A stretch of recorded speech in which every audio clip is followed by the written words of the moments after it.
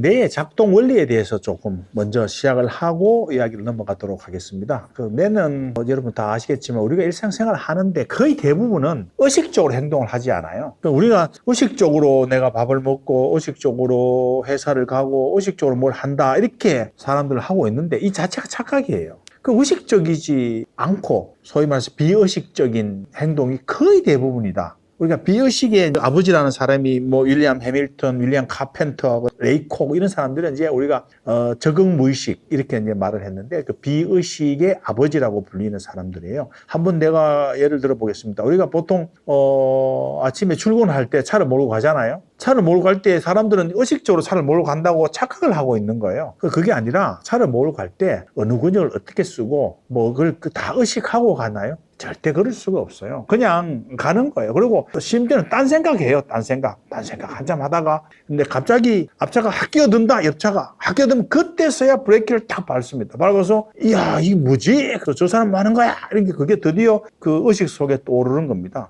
근데 내가 브레이크를 밟는 그 행위는 옆차가 끼어드네? 내가 브레이크를 밟아야지 그렇게 움직이지 않는다고요. 그냥 갑자기 돌발상이 생겨 브레이크가 자동적으로 발이 간단 말이에요. 그렇게 우리는 비의식적인 행동들을 하고 있는데 그게 막 수없이 많습니다. 타자 칠 때 한번 타자 칠 때 타자를 쳐야지 의식 속에 있지만 타자를 손가락을 움직이는 게 기억을 치고 아는 손가락 두 번째니까 아를 치고 니은은 또 뭐니까 손가락 타자를 그래 치는 사람이 어디 있어요? 내가 타자를 쓸 때 타자의 손가락을 의식하는 순간에 타자를 못 칩니다. 칠 수가 없는 거예요. 걸음걸이를 한번 보라고요. 오른발을 내밀고 오른발을 내밀 때는 왼손은 뒤로 가고 왼발을 내밀 때는 오른손은 다시 앞으로 가고 팔은 뒤로 간다. 이게 의식하고 그렇게 사람들은 그거를 본인이 의식하고 있다. 내가 걷는 걸 알고 있기 때문에 나는 의식한다고 착각하고 사는 거예요. 그냥 걷는 것 자체가 다 비의식적으로 행해지고 있는 거예요. 그래서 우리 뇌는 거의 대부분이 비의식적으로 행해지고 있다. 이거를 우리가 좀 알 필요가 있어요. 그러면 우리가 만약에 어떤 조더넌 콜이라는 환자가 있었는데 이 사람이 이제 뇌를 다쳤어요. 다치고 난 다음에 소위 말해서 본인의 뇌 기능 중에서 운동하는 기능 중에서 그 다음에 고유감각이라고 있거든요. 고유감각 시스템에 문제가 생긴 거예요. 그래서 이 사람은 그냥 못 걸어요. 그냥 자기 발을 봐야 돼요. 오른발이 나왔다, 왼발이 나왔다, 오른발이 나왔다. 이걸 보면서 의식적으로 걷는 걸 밖에 못 한다. 그래서 갑자기 정전을 탁 시키면은 바로 주저앉습니다. 서 있는 것도 못 해요. 내가 서 있다라는 고유감각도 없고 앉아있다는 고유감각도 없어지니까. 근데 그런 고유감각들이 전부 다 비의식적으로 이루어지고 있다. 본인이 의식하지 못하는 상황에서 다 이루어진다.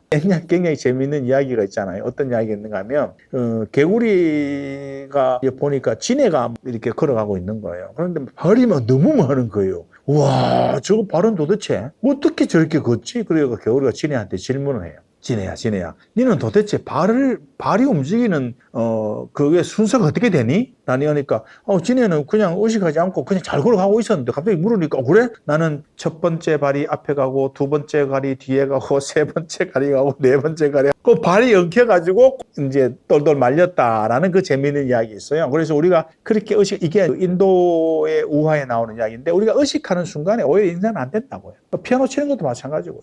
피아노 칠 때 그 연습을 수없이 하면 그게 비의식적 수준에서 손가락이 저절로 움직이는 거지. 이건 도니까 뭐 첫 번째 손가락, 내니까 두 번째 손가락 이걸 하고 이쪽 말이 안 되는 이야기를 하고 있는 겁니다. 그러나 그거는 본인이 피아노 치고 있다라는 그 현상만 의식 속에 들어와 있는 거예요. 그래서 손가락이 움직이면 수많은 연습을 통해서 비의식 속에 모듈화를 시키는 거거든요. 그게 우리가 살아가기에 매우 좋았다. 그런 이야기. 예를 들어서 내가 여러 번 이야기했지만 곰이 나타났는데 의식적으로 저게 곰이구나, 곰일까 아닐까, 곰이 나를 공격할까 아닐까 의식적으로 생각하지 않는다고요. 곰과 비슷하게 생긴 겁니다. 일단 뛰는 거예요. 뛰고 난 다음에 이제 곰과 비슷한 게 생각이 나면 우리 무의식적인 비의식적인 두려움이 생기고 그럼 일단 뛰고 난 다음에 만약에 그런 실험을 해요. 그런 실험을 하는데 만약에 그런 비의식적인 게 없다면 의식 속에 비로소 들어왔을 때 두려움을 느껴야 되는 거예요. 비의식적인 게 없다면 저게 곰이구나 공격하겠구나 무섭다 뛰어야 된다고. 그렇지 않다고요. 자기 생각과 전혀 관계없이 그냥 뛴다고. 이게 이제 우리가 여러 가지 실험을 하나 하는 게 있어요. 생각하는 데는 얼마나 시간이 걸릴까 이런 실험을 하거든요. 그러면 집 번쩍 하면 이제 빛을 봤다고 말을 하라고 이야기합니다. 빛을 봤어요. 소리가 들리면 소리를 봤어요. 그러면 그 듣고 말하는 시간을 190인가 160ms 사이에 말을 합니다. 그래서 빛을 번쩍 보내주고 빛요, 소리요, 빛요, 소리요를 한다고 해요. 그런데 이제 파란색을 보여주는 거예요. 그리고 색깔을 말하라 하거든요. 그러면 파란색요, 빨간색요라고 말한다고요. 그게는 의식 속에 와야 되는 거예요. 이게 무슨 색인지 구분해야 되니까. 소리도 마찬가지. 천둥 소리요, 장구 소리요 이렇게 얘기하면 그러면 훨씬 더 시간이 오래 걸립니다. 빛이요, 소리요라는 것보다 훨씬 더 오래 걸리니까 그게 생각하는 시간이다. 그래서 우리는 그렇게 의식적으로 하기 이전에 훨씬 많은 일을 비의식적으로 하고 있다. 이게 되게 중요해요. 왜냐하면 그래야지 우리가 자기 자신의 생명을 보호할 수 있고 많은 에너지를 절약할 수 있고 효율적으로 할 수 있기 때문에 우리는 비의식적인 모듈화를 다 만들어 놓은 거예요. 그렇게 만들어 놓고는 우리가 그거를 비의식적으로 자동적으로 하는, 그래서 이거를 내과학에서는 오토파일럿, 자동 항법 장치다라고 불러요. 그냥 뭐든지 자동으로 하는 거예요. 그냥 뭐 아침에 나와 출근해서 회사 갈 때, 근데 오늘은 일요일에 회사 안 가는데 그 길을 쭉 가다 보면 딴 데를 가야 되는데 막 그 지나쳐가지고 그 톨게이트 지나서 딴 데 가고 있는 거예요. 오늘 회사 안 가지. 왜냐하면 아무 생각 없이 가면 그래도 되는 거예요. 근데 그 순간에 내가 의식적으로 의식을 떠올리는 순간에는 교정이 가능한데 의식에 떠올리지 않는 순간에는 그냥 자동 항법 장치로 움직이고 있는 거예요. 그런 그 비의식적인 일이 수없이 많아요. 그건 뭐 이런 내과학적으로 증명된 게 너무 많아서 눈을 한 번도 본 적이 없는 눈에 시각장애가 있는 사람이 살다가 이게 뇌의 문제가 아니고 눈의 문제다 해서 의료가 발달하면서 보이게 한단 말이에요. 수술을 해가지고 성공을 했어요. 이것도 실제로 있었던 일이에요. 성공을 하면 세상을 한 번도 본 적이 없는 사람인 거예요. 그런데 세상을 보고 보이잖아요. 고개를 못 돌려요. 고개를 이렇게 돌리면 무슨 현상이 생겨하면 물건이 막 움직이는 거예요.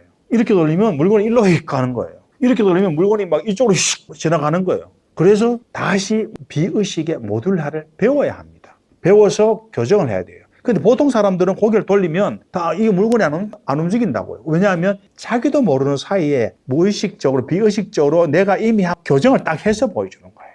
우리가 지금 그걸 못 느끼고 있는 것뿐이에요. 예를 들어서 세상을 본다. 세상을 보면 우리 가장자리가 눈의 주변부는 중간에 있는 것보다가 흐려요. 이렇게. 이건 이미 뭐 다 흐려다고. 그런데 우리는 보면서 이쪽은 흐리구나라고 아무도 생각하지 않는다고. 그게 다 똑같이 밝죠. 그 왜? 그거는 우리 뇌가 비의식적으로 이미 교정을 거쳐서. 그런데 여기 허리인데 교정을 했구나. 그걸 의식적으로 아는 사람이 어디 있어요? 말도 안 되는 이야기인 거예요. 그래서 그건 모든 것들은 그렇게 비의식적으로 엄청나게 생각하고 있다. 이걸 우리가 꼭 좀 알 필요가 있어요. 의식이 오히려 비의식을 간섭하면 일이 훨씬 더 꼬입니다. 훨씬 꼬여요. 아까도 이야기했지만 피아노 치는 이야기, 타자 치는 이야기, 걷는 이야기, 걷는데 어떤 수행하는 분들은 지금 이 순간에 깨어있어라 하는데 그런 거릴 때마다 깨어있어라. 그렇게 의식 못한다. 또 더 세분화에 들어가면, 그래, 걸으려 그러면 대퇴구 근육에 움직이고 그걸 긴장을 하고 난 다음에 종아리 근육이 움직이고 이쪽 근육이 움직이고 그게 의식이 되나고요. 말이 안 되는 이야기죠. 그래가지고는 인간이 모든 생명체는 살 수가 없기 때문에 모든 생명체는 비의식적으로 모듈화해서 자동 항법 장치로 살아가고 있는데 원래 생각했던 그 기대와 예상이 어긋났을 때 비로소 의식이 딱 나타나기 시작합니다. 그때 우리는 의식이 딱 이야기를 하고 있는 그런 상태가 되는 거예요. 그래서 차를 몰고 가다가 갑자기 뭐가 탁 끼어지는 순간에 원래 그냥 계속 가야 되는데 아무 생각 없이 가는 거예요. 아무 생각 없이 가는데 딱 들어오는 순간에 바로 의식이 나타나기 시작하는 거죠. 그런 현상들이 생기는데 이런 그 의식 이야기를 내가 왜 했느냐 하면은 이걸 알아야 돼요. 우리가 동물의 자연의 세상에서 우리가 살잖아요. 자연의 세상에서 살아가는데 이제 그 힘센 놈이 이긴단 말이에요. 그래서 사자들이나 이런 호랑이나 늑대들 이런 상에서 우두머리가 항상 있단 말이에요. 우두머리가 있고 그 우두머리가 힘이 제일 센 놈이 지배를 하고 암컷도 이렇게 차지하고 이런 세계가 있단 말이에요. 그래서 자기의 씨앗도 많이 남기고 그런데 언제나 이게 그 우두머리를 물리치고 그 자리에 올라가려고 하는 그게 있다고요. 그래서 항상 그래서 조금만 힘이 빠지면 또 자리를 뺏기고 왕좌에서 물러나고 이런 경쟁 속에서 치열하게 산단 말이에요. 이게 뭐 지금도 자연 세상에 일어나고 있는 일이죠. 인간은 좀 달라요. 인간은 굉장히 나약한 존재였단 말이에요. 굉장히 나약한 존재고, 우리보다 훨씬 더 유인원들은 경쟁하고 살았죠. 그게 이제 목숨을 잃기도 하고 굉장히 치열한 경쟁 속에 살다 보니까 이 생존의 위험을 느끼기도 하고 이게 그렇지만 뭐 다 그렇게 살아가고 있는 거예요. 그런데 이게 인간이 이제 이렇게 경쟁해서 사는 게 오히려 도움이 되지 않는다라고 생각하기 시작한 거예요. 왜냐하면 내가 커지고 특히 전두엽이 발달하면서부터 이게 좀 안 맞지 않느냐라는 그런 생각을 하게 되고 그 다음에 인간은 굉장히 나약하기 때문에 집단을 형성할 수밖에 없었다. 보통 한 15명에서 25명, 20명 정도 사이에서 집단을 형성했고 요새는 한 150명 정도까지 이제 과거에 사바나 시기에는 그 정도로 했단 말이에요. 그 정도에서 하는데 왜 또 하나 결정적인 게 그 올드 원이라는 이제 돌도끼 이걸 개발한 거란 말이에요. 그러니까 내가 저기 힘센 놈이 있는데 힘센 놈이 지배를 하고 있는데 힘센 놈을 물리치려고 하니까 대들었다가 물리치면 지 목숨을 내고 덤벼야 되는 거예요. 반드시 물리친다는 보장이 없는 거야. 그래서 뭐 사자나 이런 것도 신중하다고. 그래가지고 잘못되면 뭐 지가 죽는다고. 그래서 그렇지만 언제든지 그 자리를 노린단 말이에요. 그래야지 자기가 생존에 유리하고 자기 유전자를 남길 수 있고. 그런데 사람도 마찬가지란 말이에요. 이게 원시의 사바나에. 그런데 올드원이라는 돌도끼가 생기면서 완전 게임 체인저가 됩니다. 이제는 힘센 놈이 두렵지 않은 거예요. 왜? 무기가 있으니까. 이게 무기를 사용하면서부터 그냥 이제는 저 사람도 뭐 잠자고 있을 때 뒤에서 가서 머리를 치면 이길 수 있는 일이 생긴 거예요. 그게 이제 게임 체인저가 돼서 한 사람이 지배하는 체제가 무너지기 시작하는 겁니다. 그 다음에 더 급격하게 무너지는 것은 멀리서 살상할 수 있는 무기. 창과 같은 거, 돌을 던진다든지 창을 쏜다, 활을 쏜다 이런 것들이 먼 거리에서 상대를 공격할 수 있는 무기가 생기면서 완전히 이제는 1인 독재 시대가 인간 사회에서는 끝이 납니다. 수렵 채집을 하던 시기에서. 왜냐하면 그래도 돌도끼를 들고는 가까이 가야 되잖아요. 가까이 갔다가 잘못 걸리면 죽을 수가 있다고. 그래서 이거는 신중을 해야 되는데 이제 멀리서 쏘는 거예요. 멀리서 언제 해칠 수 있거든. 그러면 이게 우두머리 혼자 독재 체제라는 게 아무런 의미가 없어지기 시작하는 거예요. 그래서 수렵 채집 시절에는 우리가 힘을 합쳐야 되는 세상으로 바뀝니다. 그렇게 해서 인간이 나약했기 때문에 힘을 모아서 서로 의지하면서 먹이 사냥을 해야 되는 것이 유리했고, 두 번째, 무기가 생기면서 이제는 절대적 힘은 존재할 수 없는 시기가 된 거예요. 그렇게 해서 이제 우리는 그렇게 살아가야 된다고. 살아가야 되는데 살아가면서도 그 중에서도 제일 똑똑한 놈이 먹이를 많이 차지하고 자기 종자를 남긴단 말이에요. 그 세카이어 얘가 있어요, 세카이어. 세카이어는 끝없이 높게 자라잖아요. 끝없이 높게 자란다고요. 근데 세카이어가 높게 자라면 이놈 또 높게 자란다고. 같이 높게 막 자라면 이 숲에서 자기가 더 높아져야지 또 내가 햇볕을 많이 받는 거야. 그럼 또 높아져야 돼. 서로 경쟁한단 말이에요. 이게 우리가 인간뿐만 아니라 진화하고 그다음에 두뇌가 발달하게 된 이유가 외부로부터의 적을 물리치기 위해서가 아니라고. 우리 사람들 사이에서 더 나은 사람이 더 나은 지위를 차지하고자 같은 종끼리의 경쟁이었다고. 세카이어도 같은 종끼리 경쟁. 만약에 그 아프리카 사바나에 높은 풀이 나무가 하나도 없는 그런 상황에서 세카이어 나무가 하나 딱 있다. 뭘로 그렇게 햇볕 받달라고 혼자 자랄 게 뭐 있으면 다 작은 잔디밭밖에 없는데 할 필요가 없는 거죠. 그래서 인간도 마찬가지로 사바나 시대부터 우리는 스스로 그 집단 내에서 우위를 차지해야 되는 거예요. 집단 진화 내에서 힘을 차지해야 된다. 그런데 집단 내에서 힘을 차지하고 하려면 집단에서 돌도끼 들고 단체로 덤빈단 말이에요. 이길 방법이 없어. 그래서 그걸 못하는 거예요. 그렇지만 우리가 가지고 있는 게 뭔가 하면 그런 속에서도 자기를 드러내는 사람이 우수하단 말이에요. 그게 앙컷 눈에도 띄는 거고, 사람이면 여성 눈에도 띄고, 그 다음에 또 남성이면은 또 굉장히 좋은 여성이 눈에 띄는 거고. 그런데 그 자기를 나타내야 된단 말이에요. 그런데 자기가 잘났다라고 이야기를 하면 이게 안 된단 말이에요. 위험하다. 그래서 우리가 그때부터 나온 게 뭔가 하면 상징적인 것들이 나오기 시작했어요. 은연중에 이야기하는 거라고. 은연중에. 그 농담처럼. 우리도 지금도 그걸 하고 있다고요. 농담처럼 뼈 있는 농담을 하는 거야. 그러고 난 다음에 아이 그 농담이 없어 하고 끝나면 그만인 거야. 내 잘난 척한 거 아니야. 그냥 농담한 거지. 이렇게 이야기해버리고 넘어간단 말이야. 지금도 우리가 그 많이 은연중에 자기 자신을 돋보이고 하려고 그런 것들 되게 많이 하고 있어. 그런데 정식으로 대놓고 지 잘난 척하면 주변에 지탄을 받는단 말이에요. 뒷담화라는 게 있죠. 뒷담화가 진화적으로 이렇게 생긴 거예요. 뒷담화라는 것은 원래 나쁜 의미가 아니고 그렇게 혼자 잘난 척하는 놈의 평판을 나쁘게 하기 위해서 사람들이 모여서 수근수근 쟤한테 그런 식으로 행동하지 마라는 중요한 사인이었다고요. 뭐 지금은 뒷담화가 굉장히 나쁘게 사용되고 있지만 원칙적으로 뒷담화가 나쁜 게 아니었다고요. 그렇게 은연중에 자기를 계속 돋보이게 하려고 했단 말이에요. 그런데 사자도 그렇고 동물도 그렇고 이제 앞에 적이 나타나면 부풀려야 될 거 아니에요. 내 굉장히 센 놈이야! 라고 사자가 막 갈기를 세우면서 막 한단 말이에요. 상대도 막 한다고요. 근데 그게 전부 다 뭐 하는가 하면 가짜잖아요, 가짜. 진짜가 아니란 말이에요. 더 크게 보이려고. 그래서 이런 그 기만은 내가 좀 더 낫다라고 하는 것은 자연 속에 너무나 많습니다. 너무나 많아서 이 기만은 그 제왕나비 같은 경우는 맹독하거든요. 그래서 새들이 안 먹는단 말이에요. 먹으면 새가 한 2박 3일 정도 아프다고. 왜냐하면 풀을 먹는데 독성이 굉장히 강한 풀을 먹어. 그런데 본인은 그거에 대한 진화적으로 먹어도 되는 걸로 되어 있는데 그 독성이 새 나비 몸 안에 있어서 새가 먹으면 새는 막 못 견딜 만큼 1박 3일 동안 뭐 그냥 2박 3일 내가 그 재미있게 또 뭐 아프단 말이에요. 그래서 안 먹어.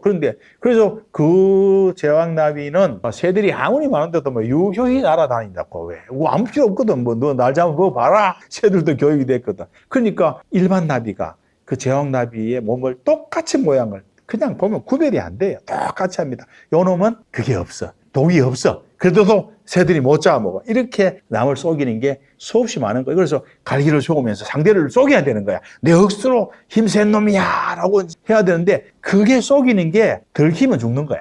저 가짜네 하는 순간에 진짜 잡아막히는 거예요. 기만은 굉장히 위험합니다. 그런데 어쨌든 간에 내가 힘이 세다. 내가 우위에 있다. 내가 괜찮은 사람이다. 라는 것을 드러내야 된다고. 근데 이게 쉽지 않은 이야기란 말이에요. 그래서 이런 토마스 셔링이라고 노벨상 받은 학자예요. 받은 학자가 치킨 게임을 이야기를 합니다. 치킨 게임도 다 아시지만 물이 막 이렇게 차오르잖아요. 물이 차오르가지고 마지막까지 막 숨 못 쉴 때까지 견디는 놈이 이기는 거야. 그런데 치킨 게임 이제 하는 건데 이 치킨 게임 이야기를 해요. 이제 저쪽에서 마주보고 달려오는 차가 있고 나도 마주보고 달려가고 있는 거예요. 그런데 끝까지 버티는 놈이 이기는 거야. 마지막 순간에 늦게 핸들을 튼 사람이 이기는 거예요. 빨리 핸들을 친 사람은 지는 게임인 거야. 그때 이길 수 있는 방법이 이 토마스 셔링이 이야기한 거예요. 굉장히 노벨상 받은 유명하신 분이에요. 뭔가 하면 앞에 달려오고 있을 때 나도 달려가고 있을 때 핸들을 뽑아서 탁 보여주는 거예요. 나 핸들 뽑았어. 더 이상 나는 틀 수가 없어. 답답하면 네가 들어야 돼. 아니면 둘 다 죽어. 이러면 무조건 이긴다는 거예요. 무조건 이기는 게임이 시작된다는 거지. 그런데 이 핸들을 가짜로 뽑으면 상대방이 들킬 가능성이 매우 높은 거예요. 그래서 진짜로 뽑는 자가 이기는 거예요. 진짜로 뽑으면 무조건 이기는 게임이다. 대책이 없는 거. 그럼 상대방은 핸들을 틀 수 있는 사람 지밖에 없는데 지가 끝까지 가서 박으면 같이 죽자는 이야기인데 그래서 이게 무슨 이야기인가 하면 내가 괜찮은 사람이야 라고 이야기를 속이는 것은 위험한 거예요. 집단적으로 올도만 돌을 맞을 수 있는 위험성이 있는 거야. 그리고 이건 진짜야. 나는 거짓말한 게 아니야. 진짜라고 이야기하면 들키면 또 큰일 나는 거예요. 그래서 굉장히 좋은 방법이 그 사항을 자기의 비의식 속에 밀어넣는 거예요. 비의식에 밀어넣고 모듈화 시키는 거예요. 예를 들어서 이런 거예요. 내가 봉사활동을 하는 거예요. 봉사활동을 하는데 그 목적은 나는 굉장히 괜찮은 사람이야. 이 집단을 굉장히 사랑하는 사람이야. 라는 걸 인정받고 싶은 거예요. 그런데 그 밑에는 뭔가 하면 나는 그런 사람으로 멋진 사람으로 자기를 드러내 보이고 싶은 거예요. 그런데 이거는 비의식적으로 밀어넣어 버리는 거예요. 진짜 핸들을 뽑는 거예요. 나는 가짜로 뽑았다 하면은 우리가 가짜로 뽑은 것은 들통이 난단 말이에요. 보면은 여러 가지 검사를 해보면 몸에 전도력도 증가되고 땀도 좀 나고 동공이 커지고 여러 가지 신체적 표시가 있다고. 속이는 건 표시가 있단 말이에요. 아무리 잘 속이려고 하더라도 심장도 벌렁벌렁하고 포가 난단 말이에요. 그러나 이 자기의 동기, 나는 잘났다라는 생각을 하는 동기를 비의식 속에, 무의식 속에 밀어 넣어버리는 거예요. 그리고 뭔가 하면 나는 진짜 봉사를 좋아해. 나는 진짜 세상을 사랑하는 거야. 내가 그런 동기가 있다고 말도 안 되게 하지만 왜? 자기는 비의식적인 거 자기는 몰라. 무의식 속에 들어가 있는 거니까. 자기는 진짜 세상을 사랑해서 그런 건데? 라고 이야기하는 거예요. 그러면 들킬 이유가 없는 거예요. 절대로 들킬 리가 없는 거예요. 자기 진짜인데? 사람 비난받을 이유도 없는 거예요. 너 거짓말짝이라 비난받을 이유도 없는 거예요. 자기는 진짜인데? 이게 굉장히 중요한 우리가 이거를 내가 자기 기만이라고 부릅니다. 자기 기만. 세상은 이런 인간은 비의식적인 묘들 속에서 자기 행동을 하고 있는 거예요. 그게 수많게 많은 거예요. 그래서 오늘 첫 번째 해야 될 게 뭔가 하면 내가 자기 부풀이라는 게 있는 거예요. 이게 우리가 비의식이 하는 여러 가지가 많은데 오늘 요 한 가지만 해도 이제 시간이 앞에 내가 이제 비의식을 굉장히 짧게 이야기했는데 자기 부풀리는 게 뭔가 하면 잘난 척 하고 싶다. 이 무리 속에서 내가 잘나야 되는 거예요. 내가 괜찮은 사람이 돼야 되는 거예요. 그래야지 지위도 얻고 짝도 찾고 다 되는 거예요. 지금도 똑같아요. 그 사바나 시기나 지금이야 뭐가 달라.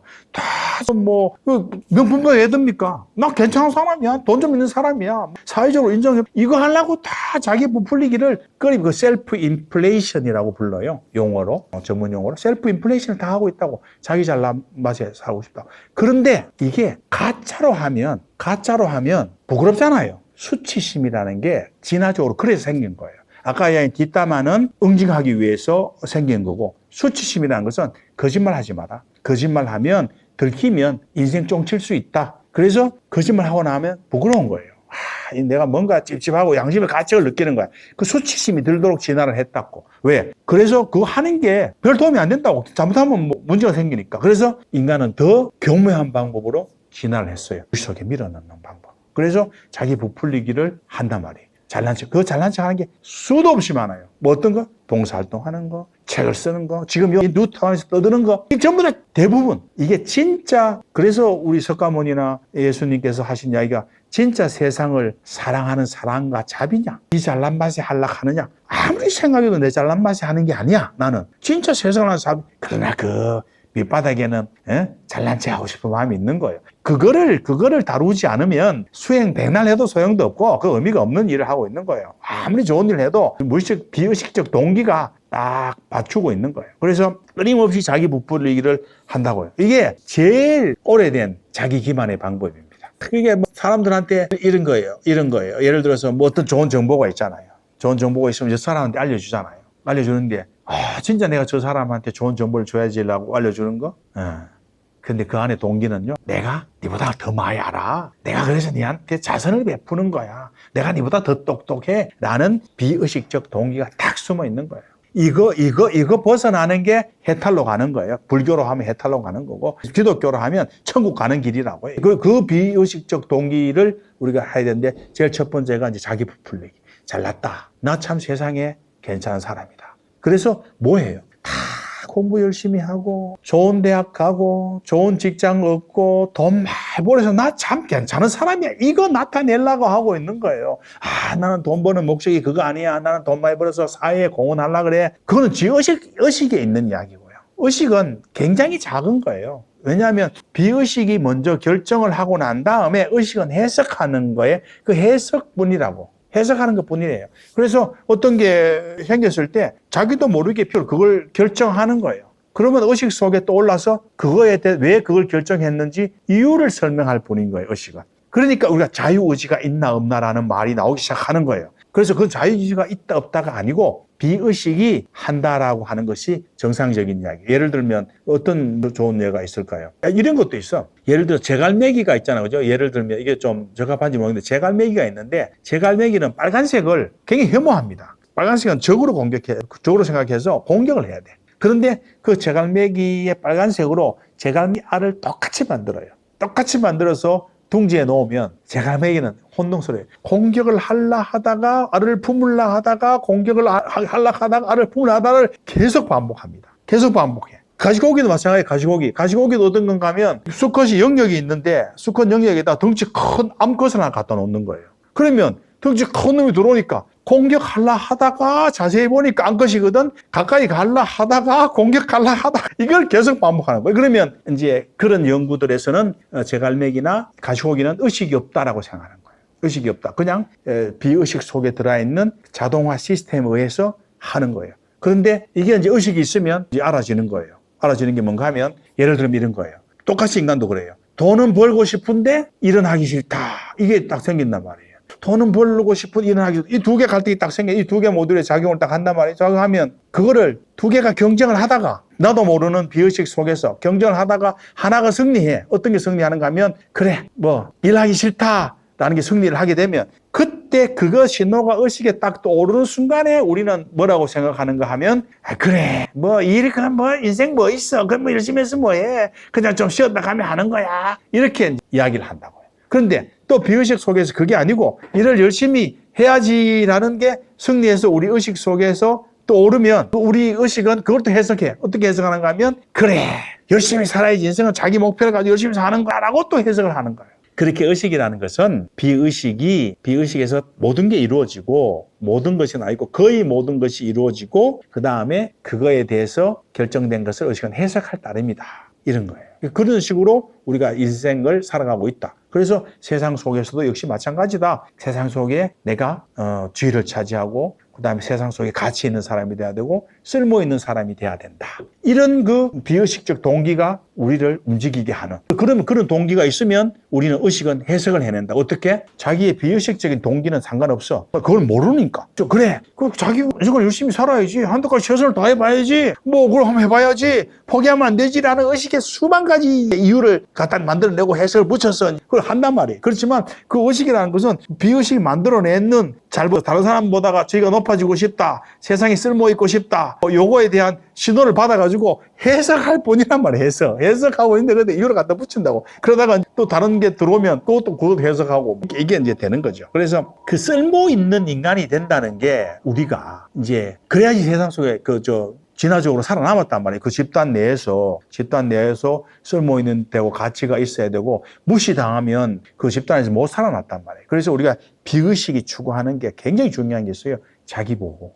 그 다음에 내가 이 집단 속에서 지위가 우월해야 한다. 이 동기로부터 모든 게 시작된다고요. 모든 게. 거의 모든 게 시작된다 해도 과언이 아닙니다. 그래서 쓸모 있는 인간이 되려고 수도 없이 이야기하는 거예요. 그런데 내가 재밌는 거 하나 이야기 해줄게요. 이게 그 장자에 나오는 이야기인데, 해지가 장자에게 와서, 장자가 뭐 산소에서 무의자연하며 자연과 함께 살면서 이야기하고 있으니까 해지가 와가지고, 자네 왜 이렇게 쓸데없는 짓을, 여기서 이거 뭐, 아무 쓸데없는 짓을 왜 하고 사느냐? 이렇게 물으니까, 장자가 이야기합니다. 그러면 자네가 지금 내 앞에 서 있는데 필요한 땅이 쓸데 있는 땅이 얼만큼 되나? 하면 요 두 발만 서 있으면 쓸데없고 나머지 다 쓸데없는 거잖아. 그래서 그 쓸데없는 것을 다 파내보자. 두 발만 딱 짚고 있는 땅 외에는 싹 파가지고 저 지옥까지 항천까지 확 다 파내보자. 그러면 자네가 1초도 서 있을 수 있겠나? 깎아지는 절벽을 만들어 보면. 그래서 이 쓸데없다라는 게 얼마나 허무맹랑한 소리냐.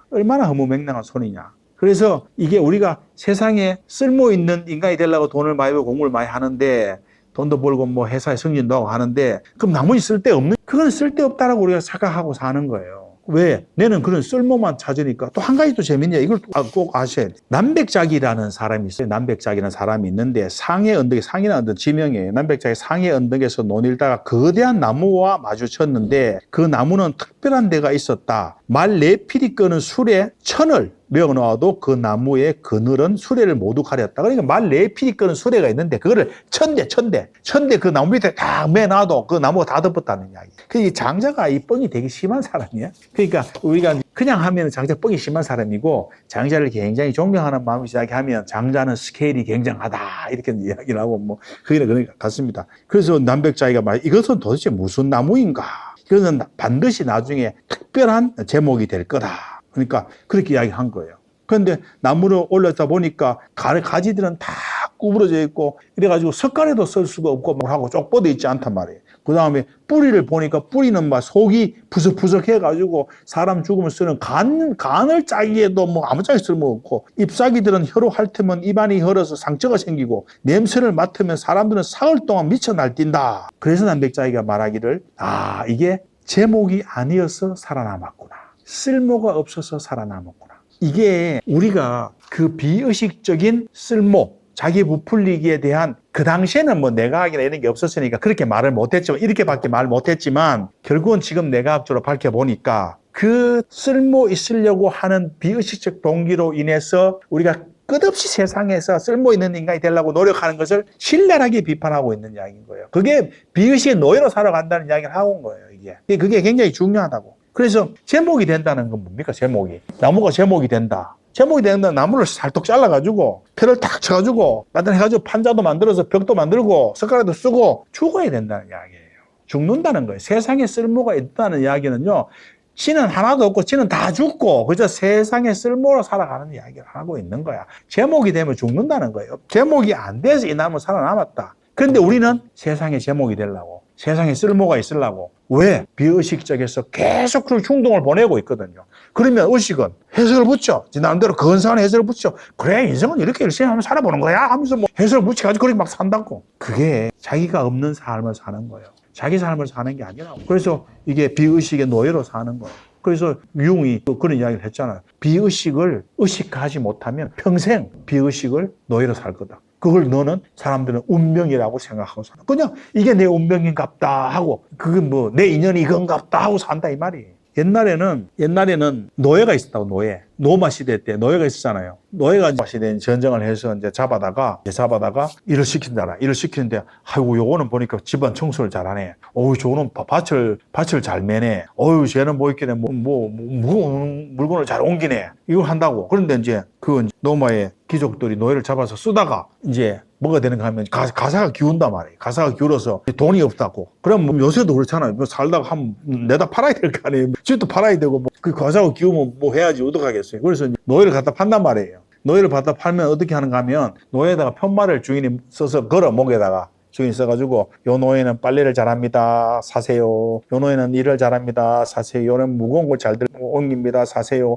이거 막 가가지고 갖다 놓으면 사람들이 갖다 편말을 딱 보고, 살까 말까. 요거, 내가 빨래하는 사람이 필요한데 저 노예 살까. 뭐 이렇게 한단 말이에요. 한번 생각을 해보세요. 지금은요, 자기의 쓸모를 자기가 써요. 자기가 스펙이란 이력서를 지가 써가지고 나 뭐 잘해요 해가지고 그 노예 되려고 스스로 못하고 있는 거예요. 이게 너무너무 불행한 거예요. 왜? 우리는 비의식에 지배받아서. 자기도 몰라. 자기는 전혀 안 그래. 나는 이걸 진짜 하고 싶어서 해. 그렇게 자기 기만에 속고 있는 거예요. 이 자기 기만에서 벗어나지 못하면, 그래서 세상이 자기의 쓸모를 증명하라 하고 자기의 가치를 증명하려고 하는 게 문제란 말이에요. 그게 우리가 무슨 이야기가 하면 자기는 가치가 없다라고 생각하기 때문에 끊임없이 가치를 만들어야 되는 거예요. 그래서 막 자격증도 따야 되고 돈도 벌어야 되고, 그래서 가치 있는 사람이 되려고. 그 가치는 스스로를 죽이는 거예요. 스스로가 세상의 제목이 돼서 죽이는 거고, 스스로를 노예를 되는데, 노예 주인이 써붙이는 것도 아니고 지가 지 편말을 써붙여가지고 나는 뭐 워드를 잘합니다. 나는 캐드를 잘합니다. 이게 참 본인 스스로 그거를 가치라고, 세상에 쓸모가 있는 것이 가치라고 착각하고 사는 거예요. 세상에 쓸모가 있는 게 가치가 아니라고. 그래서 그런 걸 하잖아요. 돈을 많이 번단 말이에요.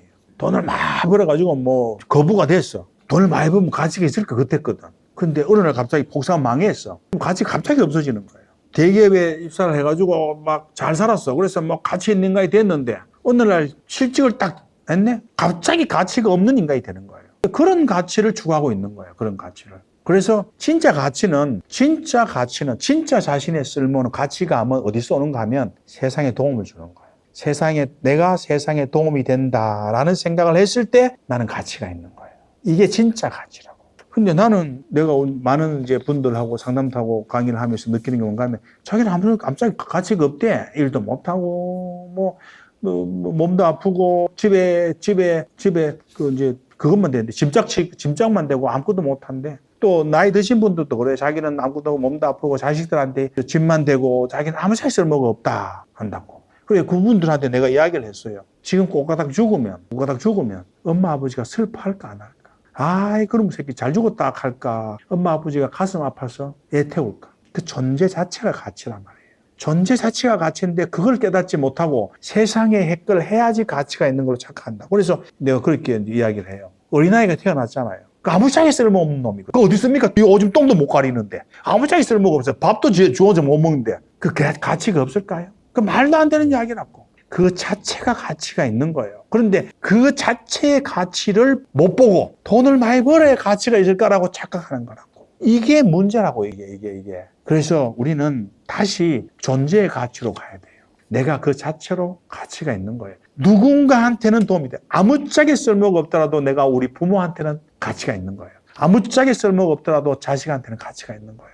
그래서 내가 노인분들 이야기를 해요. 지금 돌아가시면 자식이 잔치하겠나, 슬퍼하겠나. 그 말도 안 되는 그 이야기를 좀 하지 말라고. 그래서 스스로의 가치는 증명하고 말고 할 것도 없어요. 이미 그 자체가 가치가 있는 거예요. 그래서 가치를 바깥에서 찾고 있으니까 사실은 문제가 되는 거예요. 끝없이 바깥에서 저건 가치가 있다, 없다 이렇게 하죠. 근데 그 가치가 그래서 실제로 그래요. 많은 재벌들 한번 보세요. 많은 재벌들 본인이 가치가 없다, 가치를 추구해야 돼, 나는 가치가 없어, 가치를 추구해야 돼라는 비의식적인 충동이 엄청나게 나는 쓸모 있는 놈을 증명해야 하고 돈도 많이 돼 그걸 막 계속하게 하는 원동력이 된다고요. 돈을 많이 벌었어. 돈을 많이 벌고 나 진짜 가치 있는 사람 같아 라는 생각이 잠시 들어요. 좋았거든. 근데 그 가치가 없어. 그래서 뭐 합니까? 사회공헌 사업 합니다. 다 합니다. 다. 내가 뭔가 세상 사람에 도움을 주고 뭔가 일을 하지 않으면 가치감을 못 느끼거든요. 그게 굉장히 중요한 거예요. 돈을 많이 벌어서 가치감 못 느낍니다. 내가 단호하 이야기하겠는데 사회적 성공했다고 자기 가치감 느낄 것 같아요? 못 느낍니다. 그래서 진짜 내가 당부드리고 싶은 이야기는 일을 할 때 돈 벌려고 일하는 게 아니에요. 내가 누군가에게 도움이 되는 일을 한다. 나는 마당을 쓸고 있고 쓰레기를 줍고 있고 나는 무슨 일을 하더라도 내가 돈 벌려고 의사가 돼서 사람을 고치고 미화원이 돼서 청소를 하는 게 아니고 누군가에게 도움을 주기 위해서 나는 오늘 또 출근하는 거예요. 이게 가치감이라고. 내가 누군가를 돕고 있다. 그런데 우리는 그 생각을 하나도 안 해. 먹고 살라고 돈 벌어야 되지. 먹고 살라고 이야기해야 되지. 그래야지 나는 이게 잘못 생각하고 있는 거예요. 우리는 타인을 돕고 있는 거예요.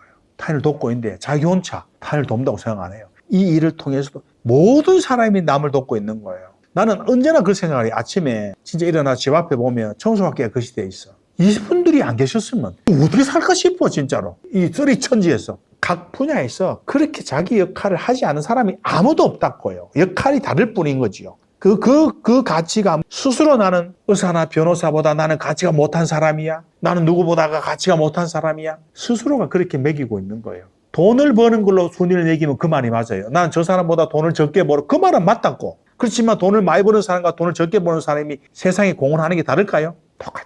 똑같아요. 사실 아무것도 안 해도 돼.